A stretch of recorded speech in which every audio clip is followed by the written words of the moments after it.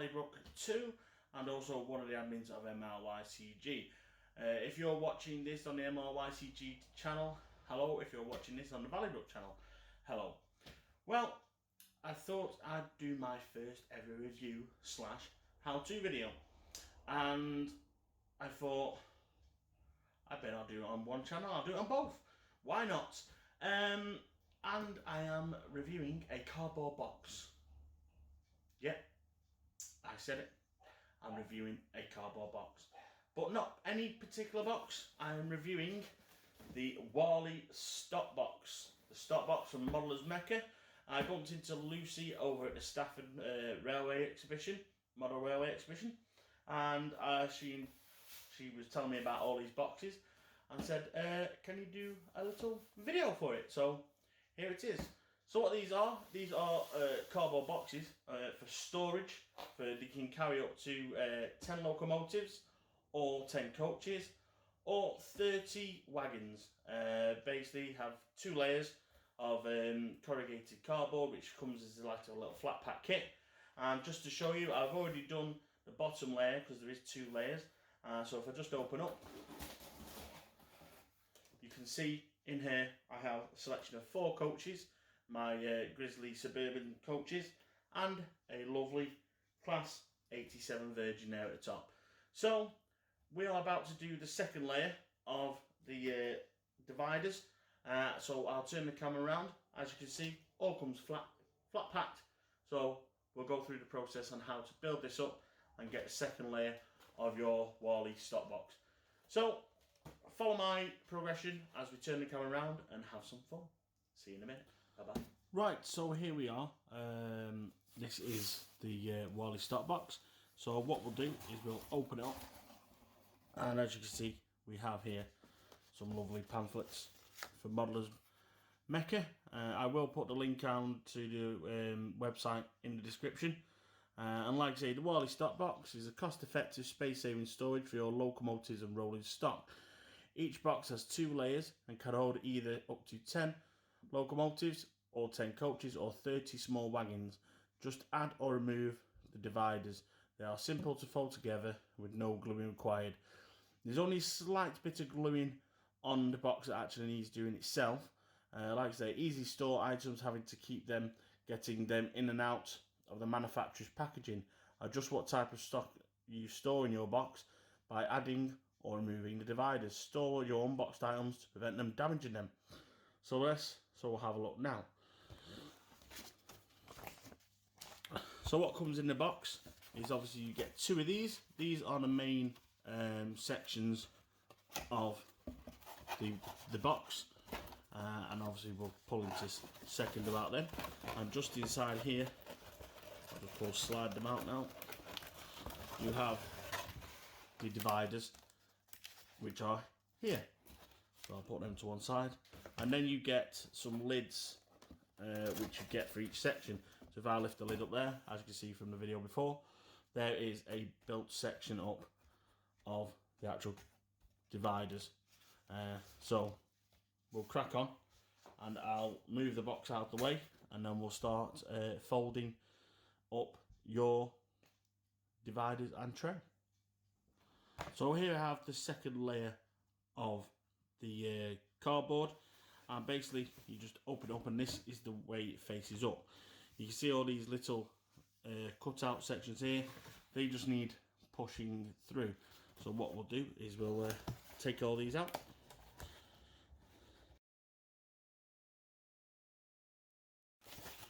So there we go, all of them pushed out there, which are there.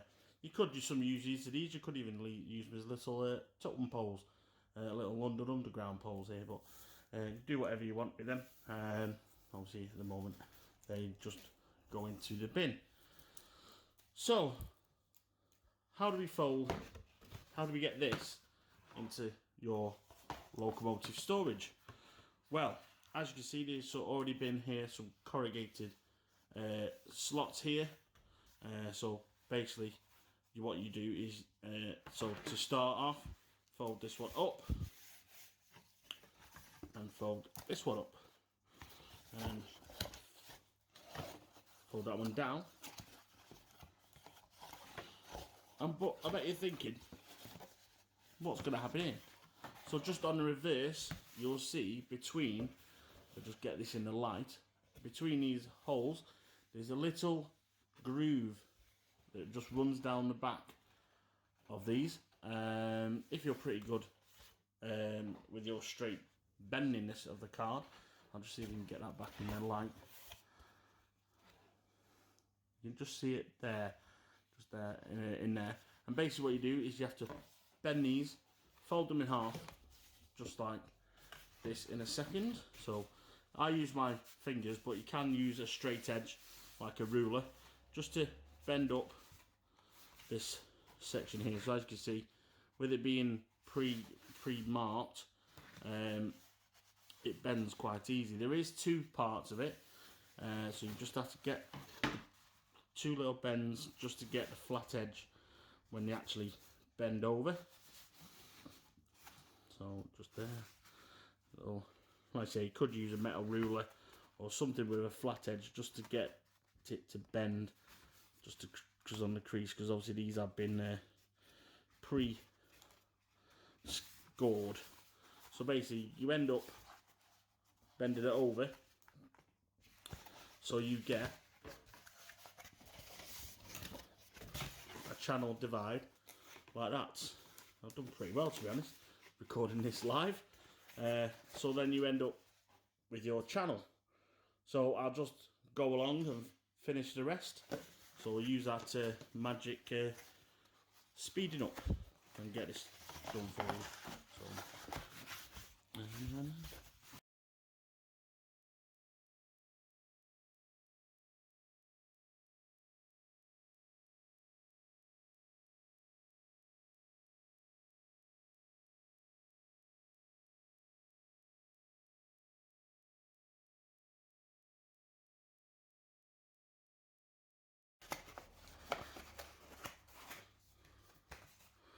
right, so as you see, there is the main base of the divides. But obviously, we need to try and keep this apart, keep this together, I should say, because otherwise, if I let go, they just go flat again. So, with all that bent in place, all folded incorrectly in place, we need to reach for two dividers. Obviously, these are together again. So if we move this to one side, and you get the dividers here all together, and all you do is just take out these little segments here. So pull these two apart. Oh, there you go. So you just get rid of these again. And basically, these are the dividers, which basically, again, just fold in half. If you could just see the light there, you do have a groove down the middle, and you just basically, again, fold. So I'll just fold these two across the scored lines.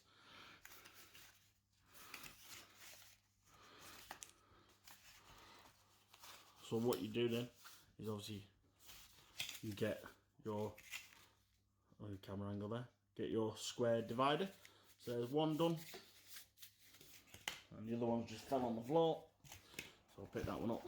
So again, just bend along the score on the back.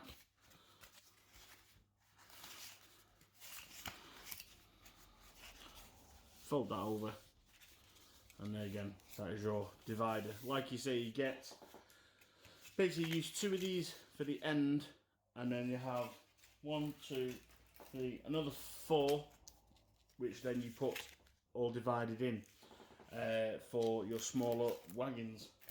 So we have our two dividers here, and we have the main locomotive flooring.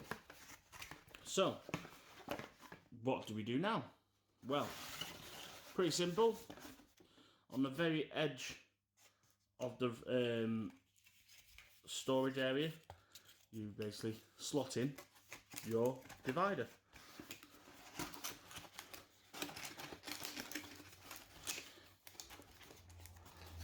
See, slot that one down there.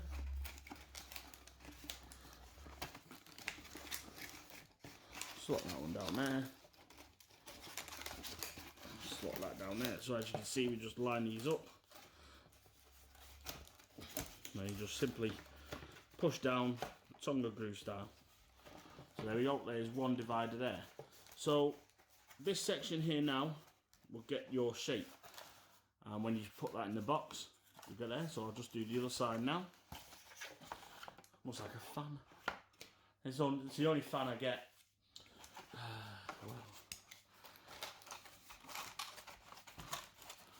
And then again, you just slot in the dividers here.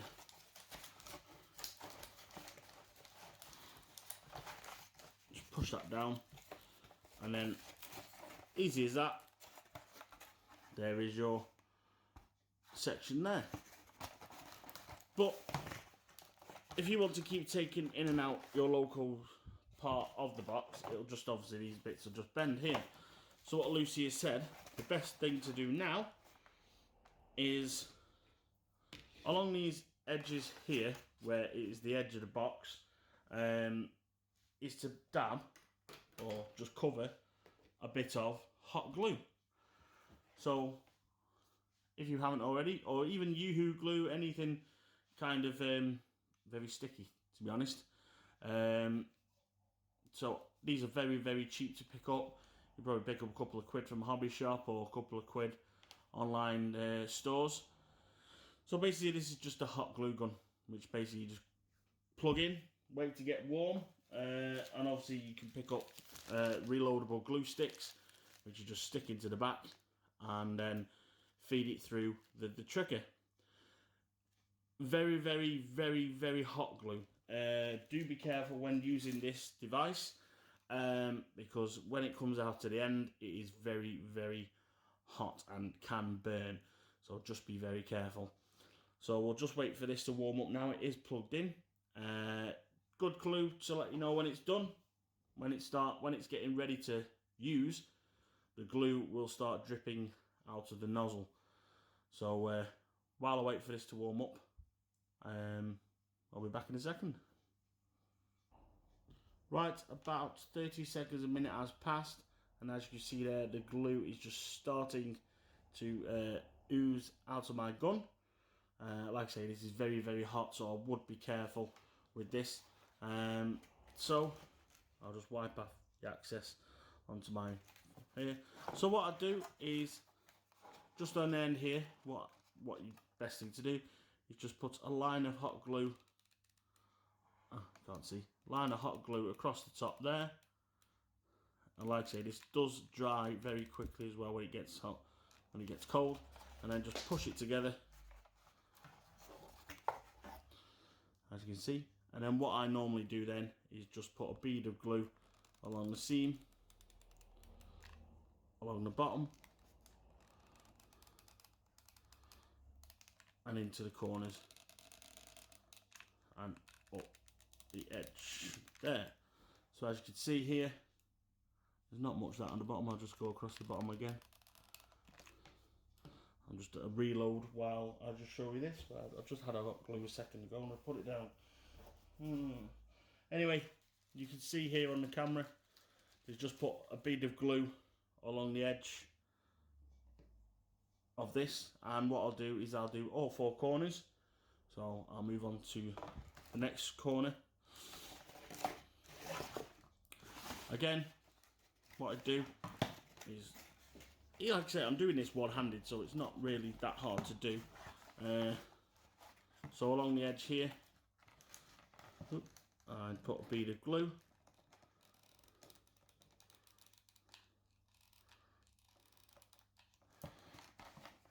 Hold that together, and then while that's holding together, put a bead of glue along the seams and into the corner.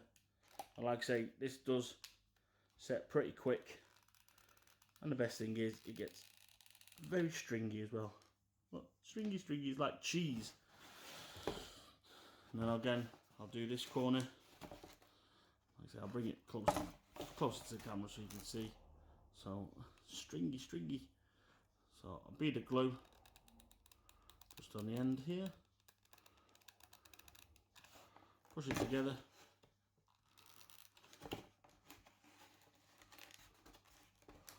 and then around the edge, just to seam it in. You can be very liberal with it, or you can but this is really the only kind of gluing you need just to get the end dividers in place. So you do all 4 corners. So again, just on this one, bit of glue on the edge, push it together, and then just round the seal. Like I say, this is the only bit of gluing you really need to do on these 2 sets of dividers. And as you can see, I've glued that whilst filming, and it's these corners where I first started is set. I'll set again. This one's just needs a little bit more glue on this side, so I'll just put a bit more glue on there. Just hold that together for a few seconds. Obviously it's the warmest. Like I say, it does get very stringy. But yes, that's really your divide. What I do really to secure it is these sections here. I just run up along the bottom, putting a bead of glue in the corners, just to give it a bit more extra rigidity whilst transporting. And obviously this hot glue gun is very elasticated anyway, so you can get some good knocks and bangs before it actually breaks. I think it'll actually break the cardboard before it actually breaks the glue. And I believe some people actually use this as well on the actual layouts for water, things like that, water seams. Because let me just do a little demonstration actually. Let me just do, oh, the glue stick fell out. One more along there, just a bead of glue. So as you can see there, I've done every little compartment, so I'll just leave that to one side. And like I say, people use these glue guns for scenics on the actual layouts, because if I just put a dab of glue there,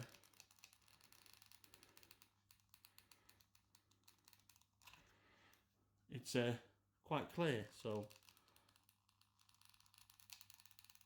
fair enough, it's a lot more process, but that's a lot hotter there. So there you go, you've got yourself a little puddle. You can add some colour into that or whichever.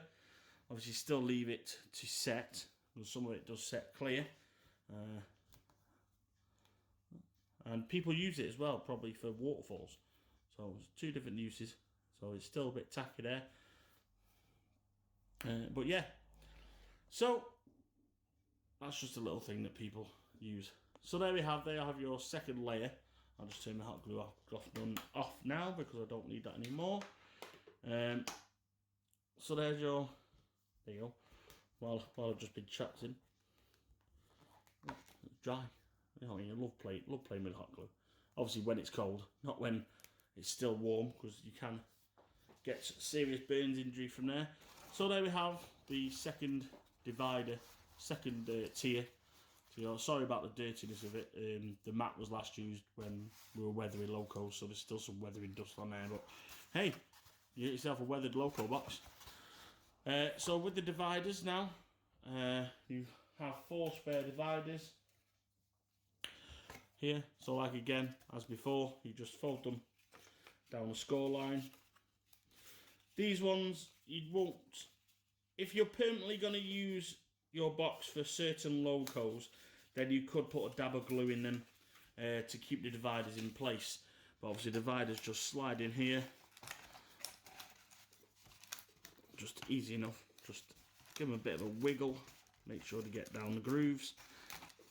There we go, it's going in now. So there you go, you've just divided your box now into 1, 2, 3, 4, 5, 10. So you can get 10 wagons in there. And for example here, we have our MRYCG diesel loco that's been weathered. And just push that in there. And there we go.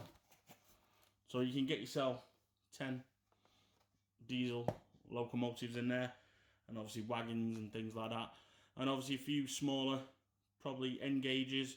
You could probably divide it and put N gauge locos in there. I'm unsure about O gauge. O gauge will be pretty big. So we'll bring the box over now, and we'll put the second layer into the box. So as you can see, there's the first layer there with the coaches and the 87, and then we'll put, oh, not the camera, our second layer in with there. And like I say, you do get some little lids for each section. So just put that down there, close that up, and there we go. There is your Warley stop box, and on the front there you can write, if you like, for permanent exhibitionists and everything like that, you can write your contents on the front there, so you know what exactly the box saves. Getting them out all the time and looking inside, you can write what's on the front. So there we go, your Modeller's Mecca Warley stop box. As you see, very easy to use. A lot of storage can be used. So simply when you turn up to your exhibition or whichever, or even if you travel into another layout to visiting, just take it out there. It just takes the faff out of taking all your Batman boxes, the ice cube trays and everything like that. It's a hell of a lot easier. You can just get one of these, take your HST set, because obviously you'd have your power cars, and then your 3 coaches or whichever, your pendolinos and everything like that. Or like say if you are running coaches, steam locos with wagons, and like me, you can have your class 70s with your intermodals and everything like that. So thank you very much, Lucy, for letting me loose on reviewing and how-toing your Modeller's Mecca storage box for the Warley stop boxes. So head over to Modeller's Mecca to get yours. These are reasonably priced at £8 each. She is doing some bulk buys on the boxes. So head over to Modeller's Mecca, and I'll look forward to seeing a lot of these boxes out at exhibitions and other layouts. Like I say, it is perfectly great way to store your unboxed locomotives, and an easier way than say taking them out of all those packaging and everything for all our models. So thank you for watching. I'll see you again soon. Bye bye.